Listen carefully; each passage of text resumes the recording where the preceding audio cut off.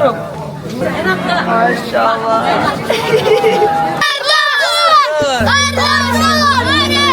Percayalah, gua buat konten ini sambil nangis, apalagi waktu editingnya. Kemarin gue diundang sama Baitul Mal Muamalat untuk menjadi salah satu aktivis yang dikirimkan ke perbatasan Palestina Yordania, bertemu sama pengungsi, buat konten, dan juga mendistribusikan bantuan yang dikirimkan dari Indonesia. Menurut gue ini akan menjadi perjalanan paling gila, paling eksklusif, paling mendebarkan, paling menginspirasi. Gue ketemu sama anak-anak, gue ketemu sama perempuan-perempuan yang udah gak ada suaminya, gue ketemu sama orang-orang Gaza yang punya banyak keterbatasan karena akibat perang, namun mereka masih bisa tertawa.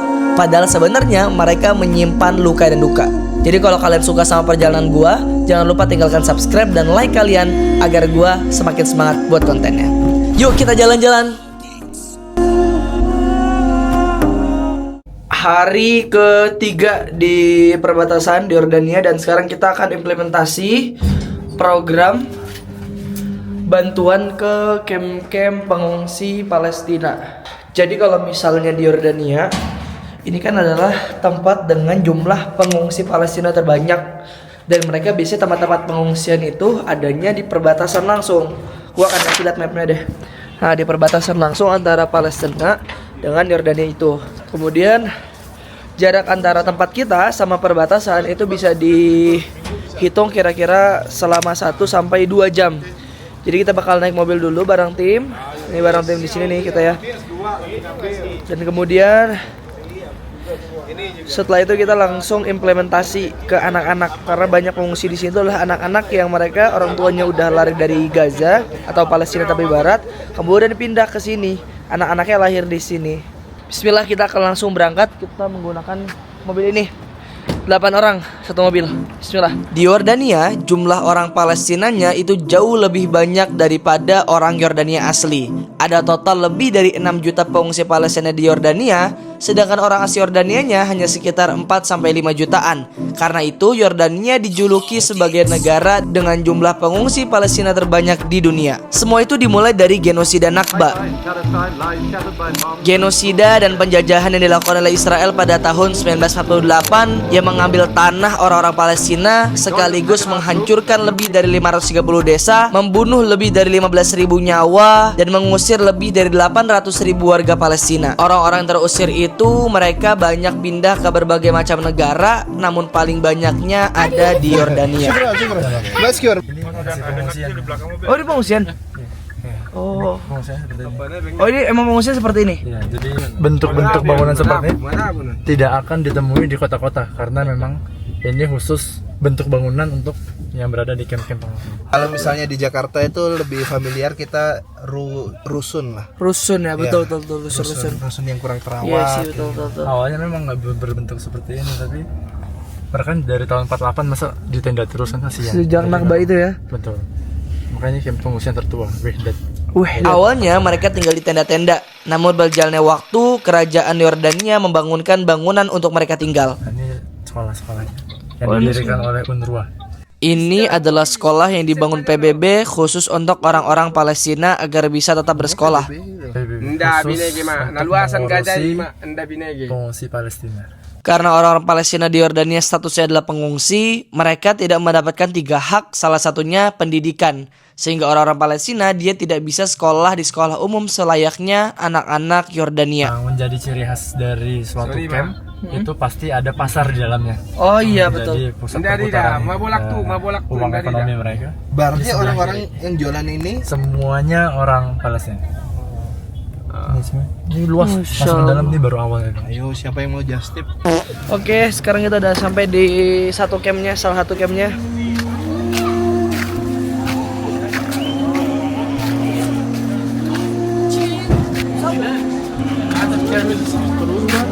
Ini juga adalah salah satu sekolah yang dibangun oleh NGO internasional, salah satunya adalah UNICEF. Sekolahnya nggak besar, tapi muridnya banyak. Tidak hanya dari pengungsi Palestina, namun juga ada pengungsi dari Suriah juga. Dan sekolah ini 100% berjalan hanya lewat bantuan dari luar. Cabang ACCS, cabang Camp Wehdat. Nah, bagusnya itu ACCS di setiap cabang mereka punya program yang bagus, salah satunya pendidikan. Nah, di UNRWA itu bisa dibilang pendidikannya ya hanya sekedarnya, tapi setelah itu SCCS kayak melihat wah ini masih ada yang kurang nih buat mereka. Nah akhirnya mereka membuat sekolah takwiyah penguatan. Misalnya pagi mereka sekolah di UNRWA, siang atau sorenya mereka ada penguatan di SCCS. Hasilnya ternyata setelah beberapa tahun itu terlihat bagaimana teman-teman anak-anak yang belajar di sekolah takwiyah ini penguatan sama yang tidak itu terlihat dari akhlaknya. Mereka kayak mutaromin. Sekarang kita lagi ada di tempat mudirnya, tempat pemimpinnya. Sampai SMP aja. Sawit. ada cheese. Halas. Jadi sekarang kita pengen bagi-bagi makanan sekalian makan bareng sama anak-anak di camp ini. Masih banget rame-rame.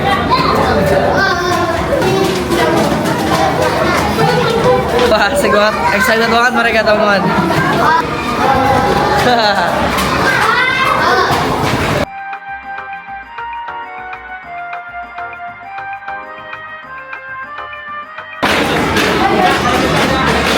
Wow.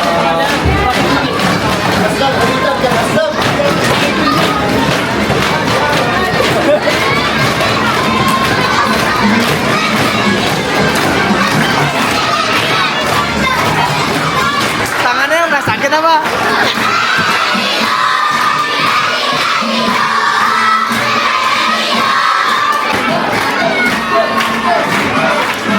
Dari sini gue seneng banget karena bisa ketemu anak-anak Palestina dan juga Suriah yang bisa merayakan kehidupan mereka walaupun memiliki banyak banget keterbatasan. Gue jadi belajar kalau kehidupan itu adalah tentang bersyukur, bukan tentang seberapa banyak yang kita punya, namun tentang seberapa banyak yang kita syukurkan. Fakhri, Fakhri, Anda, Syofisman, Ahmad, Insyaallah.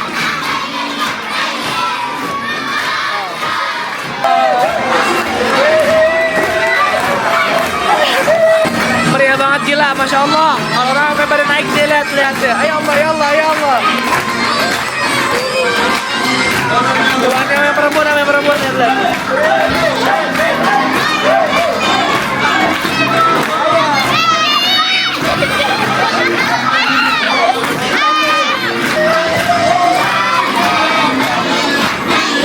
Kita pun lanjut buat nyiapin makanan untuk makan bareng bersama anak-anak. Karena program kita di sini ada dua. Pertama makan bareng, kedua bagi-bagi sembako ke orang tua. Setiap orangnya dapat kupon kita di.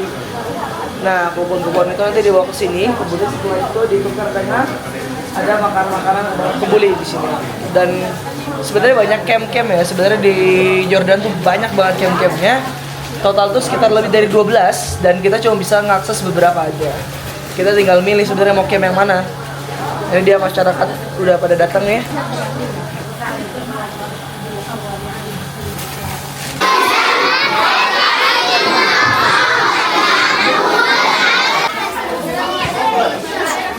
Masya Allah seru banget. Jadi di sini itu banyak dari pengungsi Palestina dan juga dari pengungsi Suriah.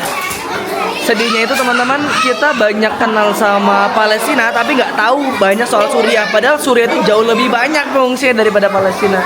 Jadi kita buat ini teman-teman, murid-murid anak indi tullab fi Indonesia, summa mada amuruhum an yaktub hadza li ashabihim fi Filistin. Aywa. Kutla bas. Aywa. Ba'din tutarjim bijawal. Lihat. Nih bocah-bocah, mereka keberatan buat ngangkat ini paketnya. Jadi mereka ngangkat pakai gerobak.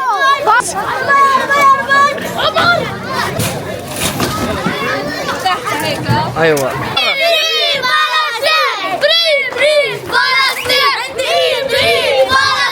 Orang mecamati.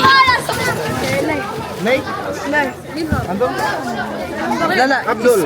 Syuf Isma. Abdul. Nah, jadi mereka di sini jadi pengungsi Palestina itu dibagi di beberapa titik ya, salah satu titik ini. Dan mereka ditaruh di satu kampung yang sama. Jadi kampung ini, makanya ini lihat banyak orang Arab nih. Nah, ini banyak orang-orang Palestina. Anta Filistin ya Ur. Orang Palestina dia. Jadi ada bedanya mana Maghrib antara Urdun, Yordania sama Palestina. Nah, kita mau bagi-bagi sekarang paket logistik pangan ini. Gimana Pak persiapannya Pak? Alhamdulillah, bismillah, sudah siap. Tinggal kita panggil, terus kita bagikan. Kebetulan waktu kita datang ngepasin banget malamnya akan ada pertandingan antara Yordania dengan Maroko. Dan gua manas-manasin mereka kalau misalnya Maroko yang bakal menang dan Yordania akan kalah. Karena orang Palestina di sini mereka sangat mendukung Yordania dalam Piala Dunia. Maghrib Urdun. Shuf, ta'al. Dale. Maghrib. Wal Urdun.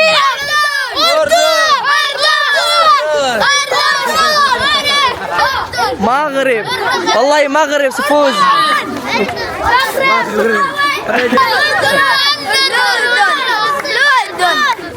Yap, tapi Yordania ternyata kalah.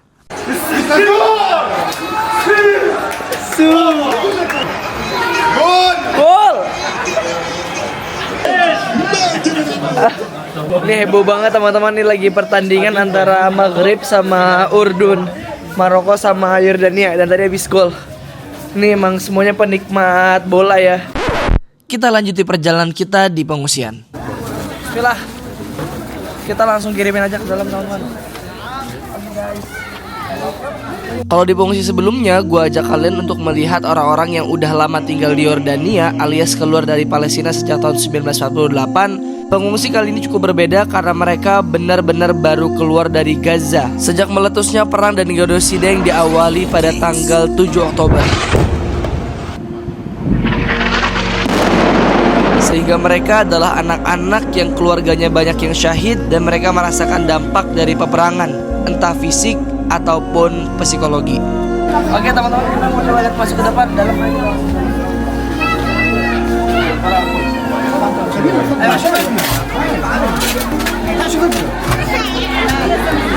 Ini tempat pengungsiannya ya, jadi nggak kayak camp atau tenda-tenda, tapi memang udah dibangun anak banyak dari janda-janda ya, karena orang tua laki-laki suaminya udah nggak ada gitu.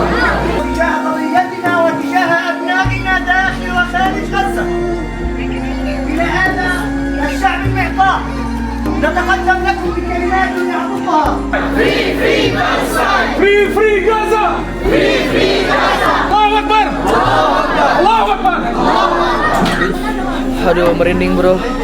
Ada anak-anak yang udah nggak ada tangannya, ada anak-anak yang matanya hilang satu. شوف اسمك ناخذ صورة. واحد اثنان ثلاثة. أنت شوف اسمك؟ جوري. كم عمرك؟ كم عمرك؟ 11.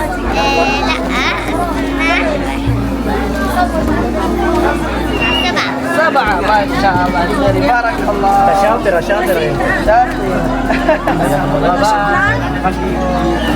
ada? Masya Allah.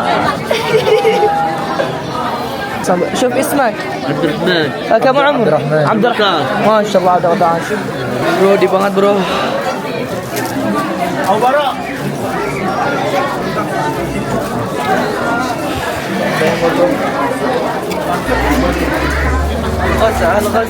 Ini adalah momen paling deep banget bagi gue.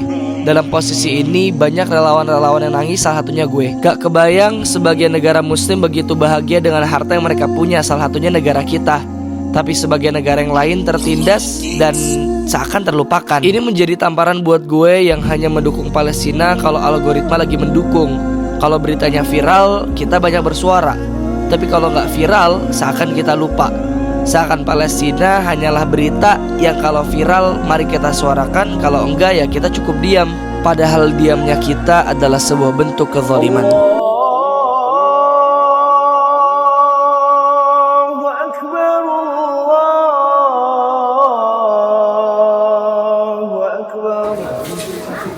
Musola kan? Musola kan ya? Alhamdulillah. Selama kita di sini kita lebih sering buat ngejamak takhir karena sibuk banget, full banget jamnya. Ini udah mau maghrib, tapi kita belum sholat. Jadi kita mau sholat dulu bro.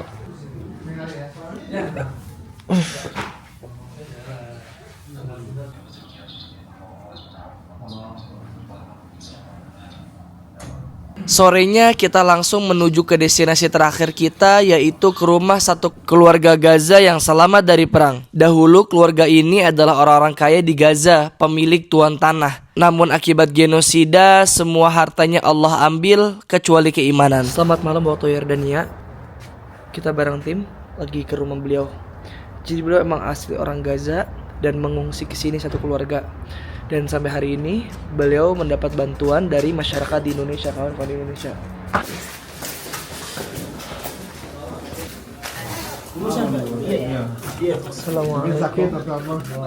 Ketika beliau mengungsi ke sini, beliau membawa 5 anaknya dengan suaminya yang memiliki penyakit mental akibat genosida. Awalnya beliau tidak memiliki tempat tinggal, namun lewat wasilah bantuan saudara-saudara Indonesia, akhirnya beliau disewakan apartemen dan juga uang. Bapak Kamal ini sedang tidak ada di rumah. Beliau yang kita tadi ceritakan, Bapak Kamal adalah seorang petani. Dia mengelola tanah lebih dari berhektar-hektar. Dari hasil kerjaannya bertahun, mereka punya rumah. Dia punya rumah 3 lantai, mempunyai peternakan, lahan pertanian, kemudian mobil, hidup sejahtera. Namun dalam sekejap semuanya itu hilang. Itu yang membuat berat hati Bapak Kamal sehingga depresi. Sampai saat ini saya agak sedih. Tadi ketemu sama Uday di masjid, dia sambil jalan tadi, saya hari ini cuma makan kacang doang katanya. Saya tanya ke saya, Mahmud, Bang, beneran gak ada beras? Ya mungkin, karena kan mereka gak punya pemasukan. Saya tanya ke beliau, kapan terakhir saya kesini? 3 bulan yang lalu. Berarti sudah 3 bulan yang lalu kita lupa gitu. Rasanya udah tercukupi aja. Padahal yang kita ingat selama ini tiap bulan kami tutupi kontrakannya, tapi lupa buat makannya. Karena mereka kan gak punya pemasukan. Dan alhamdulillah justru beberapa hafal Quran. هذا الشهادة من غزة. ما شاء الله. هذا المتابعة. المتابعة شهادة. ممتاز جيد. ما شاء الله ممتاز.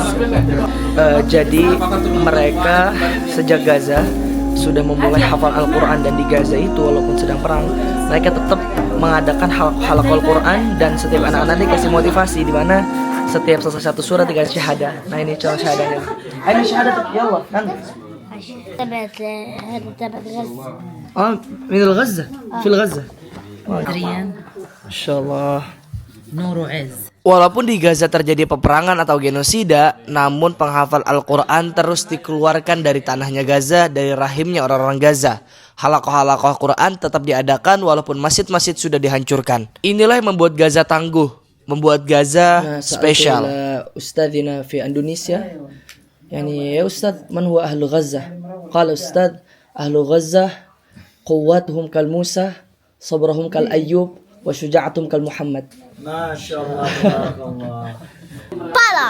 Pala. Yallah, qul terima kasih Indonesia, syukran Indonesia. شكرا اندونيسيا. Ini ada apa nih ceritanya, Bang? Kenapa nih, Bang? Bang Kamal alhamdulillah memberikan hadiah untuk anak Gaza berupa jam tangan. Masya Allah. Sekarang ngasih untuk anak Gaza, besok mahar untuk wanita Gaza. Masya Allah. Mancing, bini apa? Mancing.